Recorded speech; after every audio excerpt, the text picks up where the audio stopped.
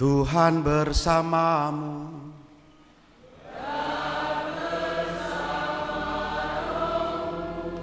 Inilah Injil suci menurut Lukas.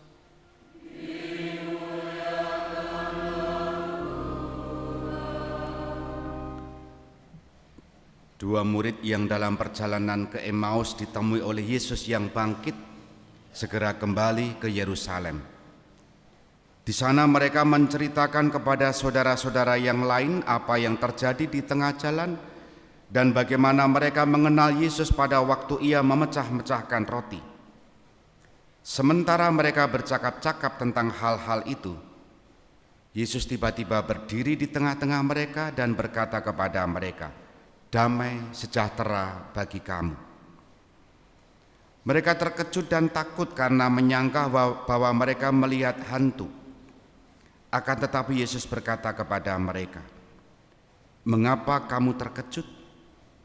Dan apa sebabnya timbul keraguan-raguan di dalam hatimu? Lihatlah tanganku dan kakiku, aku sendirilah ini. Rabalah aku dan lihatlah, karena hantu tidak ada daging dan tulangnya seperti yang kamu lihat ada padaku." Sambil berkata demikian, Yesus memperlihatkan tangan dan kakinya kepada mereka. Dan ketika mereka belum juga percaya karena girang dan masih heran, berkatalah Yesus kepada mereka, "Adakah padamu makanan di sini?" Lalu mereka memberikan kepadanya sepotong ikan goreng. Yesus mengambilnya dan memakannya di depan mata mereka. Yesus berkata kepada mereka, "Inilah perkataan yang telah kukatakan kepadamu ketika aku masih bersama-sama dengan kamu, yakni bahwa harus digenapi semua yang ada tertulis tentang aku dalam kitab Taurat Musa, kitab Nabi-Nabi, dan kitab Mazmur." Lalu Yesus membuka pikiran mereka sehingga mereka mengerti kitab suci. Kata Yesus kepada mereka, "Ada tertulis demikian, Mesias harus menderita dan bangkit dari antara orang mati pada hari yang ketiga. Dan lagi, dalam namanya berita tentang pertobatan dan pengampunan dosa harus disampaikan kepada segala bangsa mulai dari Yerusalem. Kamu adalah saksi dari semuanya ini." Demikianlah sabda Tuhan.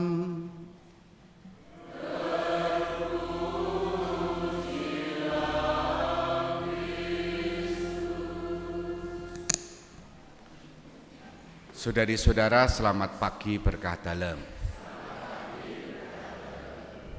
Ada yang mudik hari ini? Masih mudik? Ya. Ada yang warga lingkungannya mudik pulang ke kampung halamannya? Ada? Atau Bapak Ibu ketika lebaran Bakdan juga mudik? Mudik ya, saya juga. Hal yang paling biasa terjadi adalah kunjungan keluarga. Nah, dan biasanya wajah yang paling tetap itu adalah wajah orang tua, tidak berubah. Yang berubah adalah wajah anaknya. Ketika dulu masih kecil, kemudian sudah beranjak besar, lalu orang tua yang dikunjungi atau tetangga yang disanjani, sonjo ya, ya diujungi itu ya, diujungi. "Iki anake sapa?" Terus diperkenalkan, "Kok wis gede, kok ora memper kowe?" Wah, ngono kuwi terus dolor ati ya. Mangsane anake sapa gitu kan.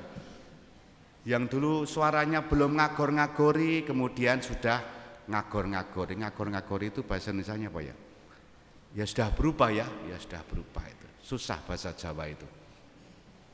Wajahnya sudah berubah. Tapi ketika orang tuanya ini memperkenalkan, "Ini anak saya," oh iya ini yang barep dan seterusnya. Supaya jalinan persaudaraan, kekeluargaan masih nyambung. Bahkan beberapa waktu ini ada yang sawalan toh, kumpul trah supaya ngumpulke balung sing pisah supaya saling mengenal. Betul ya? Ya. Hari ini kita mendengarkan kisah Injil bukan kisah yang sedang kumpul terah, sedang bakdan, sedang lebaran, tidak. Tetapi mendengarkan kisah para rasul yang baru saja bubar karena Yesus yang menjadi guru mereka, harapan mereka, dibunuh. Dan mereka kemudian pelan-pelan disatukan oleh Yesus. Dan proses penyatuan ini dengan cara menunjukkan kisah-kisah penampakan. Nah, maka dalam bacaan Injil hari ini kita mendengar kisah betapa para murid satu demi satu dan dalam kelompok akhirnya ditampaki oleh Yesus, dan mereka disatukan lagi oleh Yesus. Yang semula tercerai kemudian disatukan lagi oleh Yesus. Dan proses penyatuan ini tidak mudah, saudari-saudara. Kisahnya begini. Yesus tampak di hadapan mereka dan mereka mengira apa? Hantu. Dan Yesus meyakinkan mereka, mengapa kamu terkejut? Dan apa sebabnya timbul keraguan-raguan di dalam hatimu? Lihatlah tanganku dan kakiku, aku sendirilah ini. Rabalah aku dan lihatlah, karena hantu tidak ada daging dan tulangnya. Seperti yang kamu lihat ada padaku.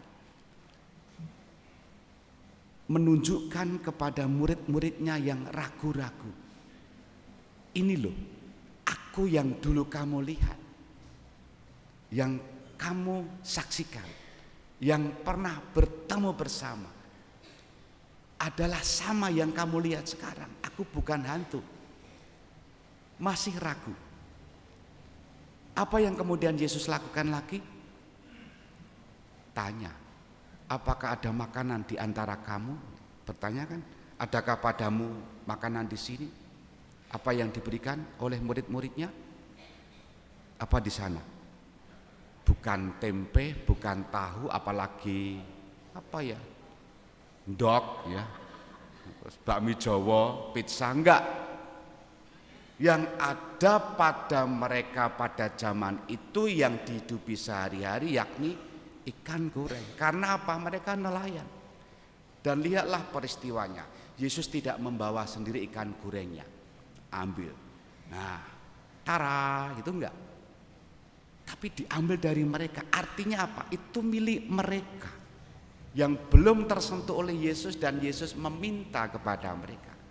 Dan kemudian memakannya di hadapan mereka. Poinnya apa? Iki aku, ini saya. Sama seperti yang pernah kita bertemu saat makan bersama. Yesus makan bukan dari ikan goreng yang dia bawa, tapi makan dari ikan goreng yang mereka miliki. Di hadapan mereka makan, dan itulah Yesus yang sama. Mulane makanya kalau keluarga-keluarga itu lauknya sehari-hari ikan goreng, wis kuwi biblis banget sesuai dengan Injil ya. Saus dahar ikan goreng, ya enggak apa-apa, itu biblis sekali. Wong zaman dulu juga seperti itu, malah sehat. Dan tidak ada para murid, apa ada padamu sensu B2, enggak ada. Ikan goreng adanya. Itu yang ada pada mereka. Kembali poinnya, Yesus tidak membawa makannya sendiri tapi dari mereka. Dan itulah kisah kebangkitan. Yesus menguatkan mereka, menjelaskan isi kitab suci, dan sekaligus kembali menegaskan semua yang dikatakan dalam kitab para nabi, kitab Mazmur, kitab Taurat harus terpenuhi dan terpenuhi. Mesias harus menderita dan bangkit pada hari ketiga. Apa poinnya untuk kita? Para murid diberi tugas untuk memberikan kesaksian, dan dalam bacaan pertama, bacaan kedua, kesaksian itu kita baca, kita dengar betapa mereka berani memberitakan kesaksian iman akan Yesus yang bangkit.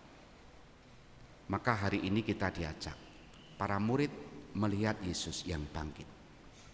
Pertanyaannya, apakah kita bisa melihat Yesus yang bangkit itu? Bisa. Bagaimana caranya? Dalam Ekaristi, Yesus memecah Ekaristi. Itu Yesus yang bangkit mulia. Lalu apakah hanya cukup melihat saja lalu kita mengenalinya? Tidak cukup berhenti di situ. Hidup kita harus bisa memberikan damai sejahtera. Seperti yang Yesus katakan, sabdakan, firmankan, ungkapkan saat menampakkan diri pada murid. Kisah-kisah penampakan Yesus selalu mengatakan, Assalamualaikum warahmatullahi wabarakatuh. Betul kan? Damai sejahtera. Cek bacaan Injil. Kata-kata Yesus saat menampakkan diri dalam kisah kebangkitan selalu itu, damai sejahtera bagi kamu. Maka bagi kita, kisah kebangkitan sampai sekarang masih ada kalau kita murid-muridnya membawa damai bagi banyak orang. Meskipun kata-kata itu seringkali kalau kita mengatakan dengan bahasa Arab seolah-olah itu milik mereka. Bukan.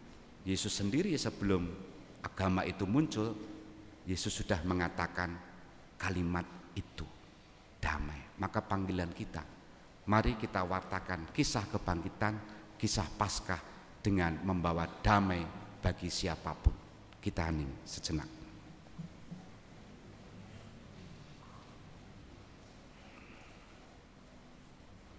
Dimuliakanlah Yesus yang dulu hidup, sekarang dan selama-lamanya. Amin. Kita bangkit berdiri.